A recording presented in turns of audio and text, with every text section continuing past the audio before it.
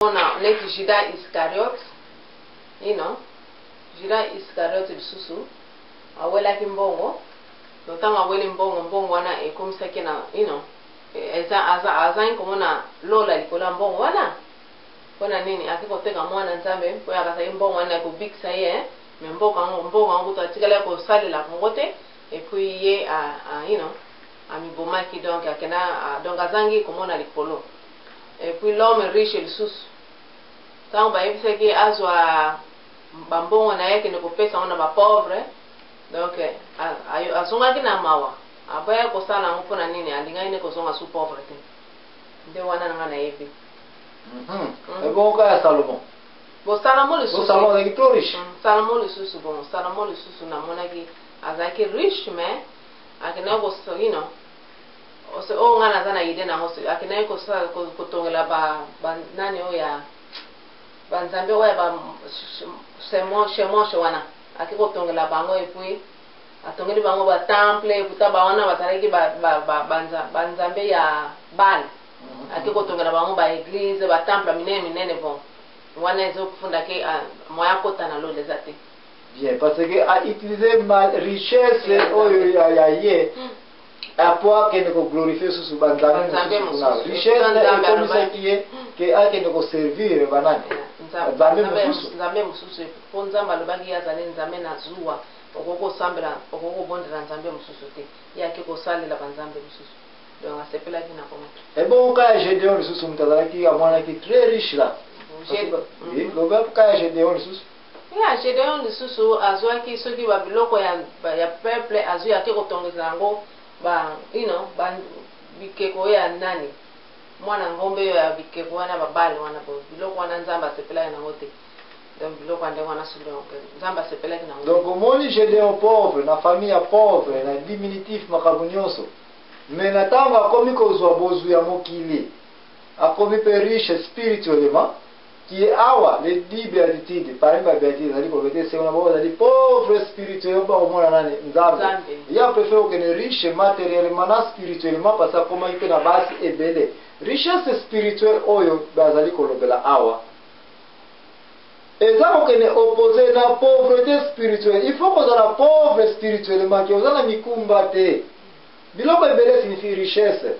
Gédéon akomaki trop riche na basi ebele komi lukela makambo ndenge nene ko grupu ba wolo ya batu bino boya kopesa nga ba wolo la ngai nyonso ntango asangisa ya komi trop riche spirituellement et puis arrêter nini lola parce que faut que la pauvre ko wela biloko mokili te ko wela pe makambo eko yeso masumu na pembeni te poza la pauvre spirituellement pour nzambe amoni sa yo nini nkembo na ye de place ko ya komona ete biloko yo eza ko sala ete ko la pauvre spirituellement ezali malamu kozala koza biloko mokili kozala kowela biloko mokili ezali malamu po kota lola kioke ni kowelaka biloko nyonso mokili ya yo toyei komona so awa na vie ya nani ya Apollo mama ani ozana idée ya Apollo makambo yelaki lisusu bazalaki na Saint Paul bazalaki kokende kosala mosala ya nzambe koteya Mexico oyo kosala mosala ya nzambe wana bango bazalaki kodefendre na bato bapesa bango siko ntango amonaki vi wana akimi na Saint Paul alobenga na zongeli musala na ngana za kosala wana ya bambongo na ngana za kosimba na Thessalonique yes akimaki atiki Saint Paul ye moko pensino azongeli bambongo na ye donc ye tango azongeli bambongo na Saint Paul a regreta be ngana tikala ngamo kotala kutu Apollo ye kuta azongeli mukili donc wana itinda kiete ye amona kilo akumona lola te po azongela biloko na ye amukili. Merci. Na nyonso oyo mama likambo ezali kolobamela awa na mokanda ya nzambe ki na Matthieu 5 place ba béatitude nyonso ezali banda 1 na 12 okoya komwete mama likambo vi ya mutu ona bokosi na lola ezali eloko mosusu mais di béatitude importance nango ezali valeur ya mutu na mabele par rapport na moninga na ye mutu. Comment on peut intervenir? Comment on peut supporter la société? Comment on peut soumettre la société? Ndemo makambo mingi yango to ko se baser na ngope makambo yango ka muteza ina mukanda béatitude. Béatitude eza penza entre mutu na nzambe te. Mais entre mutu na mutu. Comment on peut intervenir na société na yo? Ndena ba béatitude nyonso za ko landana awa siko yango to mutu. ye baby. Mini me busia, ani mi me nina. Mini me ye baby. Mini me wasina ye baby. Mini me wasina ye baby. Mini mo, ani matume. Mini me wasina ye baby. Mini me busia, ani mi me nina. Na richesse tika oyeba ete raison nzambe azali kosenga ete mutu même si okomi na possibilité ya kokoma na bamoyen oyo ezali ete mokili bomoni oki yo mozali na bamoyen yango koma ozali kozongisa yango na société mpona kointervenir na ka ya mutu oyo azali pauvre na ka ya mutu oyo azali na difficulté nde wana le béatitude oyo nzambe aza kosatana. Conclusion à partir de la pauvreté, la richesse, oyo, okukuta mo toujours na mukanda Ecclésiaste 29. Mukanda Ecclésiaste 29 ezali kozoba ete na bozwi ozali na yango salisa ba oyo bazangeli. Oh, naza na mbongo, mabe eza na ngote po oza na mbongo. Me mbongo yango tika ezalake oza mpe kotalaka nani azangeli. Et puis osali nini? Intervenir. Osalisi. Kaka na mukanda ya Ecclésiaste na Salomon takomaka ya mtu na mbongo mingi na experience na ye roi Salomon na mukanda Ecclésiaste 29 ayekoloba ete mutu azali na mbongo na kati na société azali déjà une certaine garantie. Wow. Le moment ani partout que dans le monde eza na barabara na bino eza na quartier eza na famille na bino na libota na bino eza na église na bino soko moni mutu azali na moyen azali riche tiana una mutu ke bokomja na garantie. Oh yeah, bien sûr, garantie ezali. Problème no soka yoko ya soki you know boye bisika mutu wana apesi intervenir mususu pe kutu ye moko kaka soki pena na motema okaba ye moko akoyande alobi lunga na moni église na moni photo baksa ngamboyo na moni boy to sala boy. Yeah. Les 10 béatitudes zwaka oya mutu oyo azali na bambongo na bamoyen.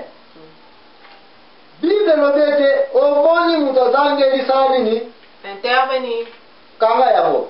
Ya mibale bino batu boza kozwa epa ya mutu riche oyo boyeba ete soki bomoni mutu aza na bamoyen bosepela bosala nini bosepela parce bokomi na nini na garantie. Awa le 10 béatitudes awa 21 na biso elingi bana kokota sinoki ekota ija parce surtout touché quelque deux ou premier béatitude kote tokokende mingi na ba 10 béatitudes oyo yakoya kososola secret eza kobomba wana nsima ba béatitude oyo ezali ete mutu na vie aza na bamoyen wele mala mabe moko eza te me mutu ango azala solution mpona nini mpona mutu oyo azangeli. Yes. Valeur ya béatitude yango wana banda premier béatitude tina suka tokende nulle part sino ke tokososola place ni mutu azwili tala nkoleso awa aza riche na nini na esprit Zakayo aza nini pauvre na esprit. Yes.